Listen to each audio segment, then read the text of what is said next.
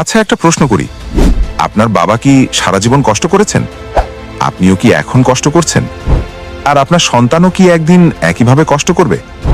এই যে একটা চক্র, কষ্ট করো, মাস শেষে বেতন নাও, খরচ করো, আবার কষ্ট করো, এই চক্র থেকে কি কোনোদিন বের হওয়া সম্ভব?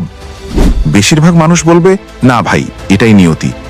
কিন্তু আমি বলছি, এটা নিয়তি নয়, এটা একটা ফাঁদ। লন্ডন স্কুল অফ ইকোনমিক্সের একটি গবেষণায় দেখা গেছে, মিডল ক্লাস মানুষ আয় বাড়লেও আর্থিক অতৃপ্তি থেকে বের হতে পারে না, কারণ আয় বাড়ার সাথে সাথে তার খরচ ও সামাজিক তুলনাও বাড়তে থাকে।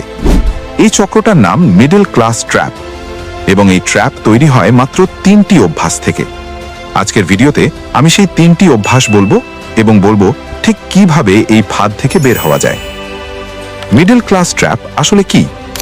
মিডল ক্লাস ট্র্যাপ মানে হলো এমন একটা অবস্থা যেখানে মানুষ না পুরোপুরি গরিব না ধনী, মাঝামাঝিতে আটকে থাকে। বেতন আসে, খরচ হয়, সঞ্চয় হয় না, বছরের পর বছর। বাংলাদেশ পরিসংখ্যান ব্যুরোর তথ্য বলছে, দেশে এখন প্রায় 5 কোটি মানুষ মিডল ক্লাসের অন্তর্ভুক্ত। এদের বেশিরভাগই প্রতি মাসে আয় করেন, কিন্তু সঞ্চয়ের হার মাত্র 5 থেকে 8%। মানে 100 টাকা আয় করলে মাত্র 5 থেকে 8 টাকা জমে, বাকি 92 থেকে 95 টাকা চলে যায়। কেন? কোন 3টি অভ্যাসের কারণে? অভ্যাস 1, লাইফস্টাইল ইনফ্লেশন। প্রথম অভ্যাসের নাম লাইফস্টাইল ইনফ্লেশন। সহজ ভাষায় বলতে গেলে বেতন বাড়লেই খরচ বাড়ানোর অভ্যাস। ঢাকার একজন প্রাইভেট কর্মচারীর কথা ভাবুন। প্রথম চাকরিতে বেতন 15,000 টাকা। ছোট মেসে থাকেন, রিকশায় যান, সাধারণ খাবার খান। মাস শেষে 2,000 থেকে 3,000 টাকা বাঁচে। কয়েক বছর পর বেতন বেড়ে হয় 35,000 টাকা। এখন ভালো ফ্ল্যাটে থাকেন, উবেরে যান, রেস্টুরেন্টে খান, নতুন স্মার্টফোন কিনেছেন। মাস শেষে বাঁচে 0। বেতন 20,000 বেড়েছে, কিন্তু সঞ্চয় বাড়েনি, বরং কমেছে। এটাই লাইফস্টাইল ইনফ্লেশন। বিহেভিয়ারাল ইকোনমিক্সের গবেষণায় এই ঘটনাকে বলা হয় হেডোনিক অ্যাডাপ্টেশন। মানুষ যত বেশি পায় তত বেশি চায়, এবং নতুন মানের সাথে মানিয়ে নিয়ে সেটাকেই স্বাভাবিক মনে করতে শুরু করে। সমাধান কি? পরের বার বেতন বাড়লে বাড়তি টাকার অন্তত 50% সরাসরি বিনিয়োগে দিন। বাকি 50% দিয়ে লাইফস্টাইল উন্নত করুন।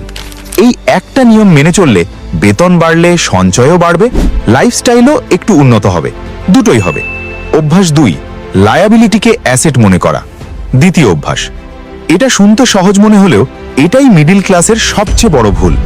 রবার্ট কিওসাকি তার বিখ্যাত বই রিচ ড্যাড পুয়ার ড্যাডে বলেছিলেন, মিডল ক্লাস মানুষ সারা জীবন লায়াবিলিটি কেনে আর মনে করে অ্যাসেট কিনছে। অ্যাসেট হলো যেটা প্রতি মাসে আপনার পকেটে টাকা ঢোকায়। লায়াবিলিটি হলো যেটা প্রতি মাসে আপনার পকেট থেকে টাকা বের করে। আপনার ইএমআইতে কেনা গাড়ি লায়াবিলিটি, আপনার দামি স্মার্টফোন লায়াবিলিটি, ব্যাংকের লোনে কেনা বাড়ি যেখানে আপনি নিজে থাকেন লায়াবিলিটি। কিন্তু আমরা এগুলোকে অ্যাসেট মনে করি। লন্ডন স্কুল অফ ইকোনমিক্সের গবেষণায় দেখা গেছে, সোশ্যাল মিডিয়ার কারণে মানুষের স্ট্যাটাস কনজাম্পশন অনেক বেড়ে গেছে। অর্থাৎ মানুষ এখন শুধু নিজের প্রয়োজনে নয়, অন্যকে দেখানোর জন্যও কেনাকাটা করছে। বাংলাদেশে এই সমস্যাটা আরো বেশি প্রকট, কারণ আমাদের সমাজে সামাজিক চাপ অনেক বেশি। বিয়েতে বড় অনুষ্ঠান না দিলে কি মনে করবে লোকে? নতুন ফোন না কিনলে সবার সামনে ছোট হয়ে যাব। ব্র্যান্ডের পোশাক না পরলে অফিসে কি ভাববে? এই মানুষ কি ভাববে প্রশ্নটাই প্রতি বছর আপনার লাখ লাখ টাকা সম্পূর্ণ অপ্রয়োজনীয় লায়াবিলিটিতে ঢেলে দিচ্ছে। একটা ছোট হিসাব করি, 80,000 টাকার স্মার্টফোন ইএমআইতে কিনলে মাসে যায় 4,000 টাকা। 2 বছরে মোট 96,000 টাকা।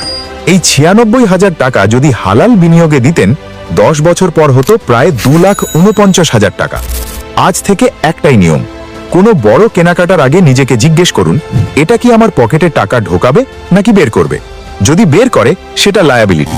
কেনার আগে 3 বার ভাবুন। অভ্যাস 3, একটাই আয়ের পথ। তৃতীয় এবং সবচেয়ে বিপজ্জনক অভ্যাস। আপনার আয়ের উৎস কতটি?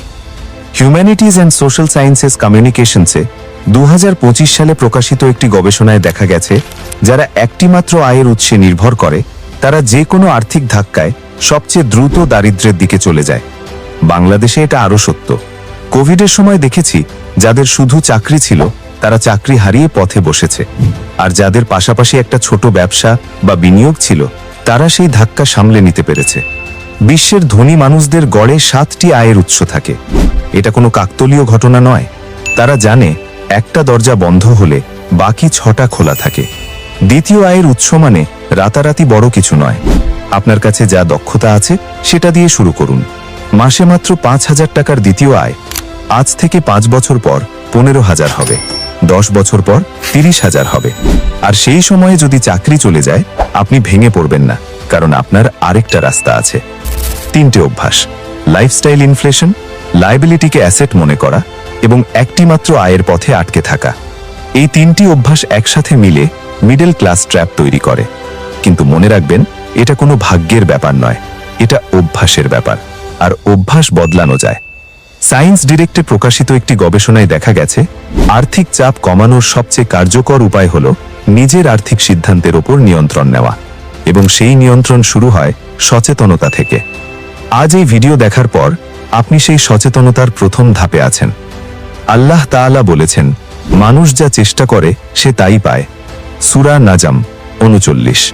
চেষ্টাটা আজই শুরু করুন। কমেন্টে জানান এই 3টি অভ্যাসের মধ্যে কোনটা এই মুহূর্তে আপনার মধ্যে সবচেয়ে বেশি আছে। ভিডিওটি ভালো লাগলে লাইক করুন, আপনার কাছের মানুষকে শেয়ার করুন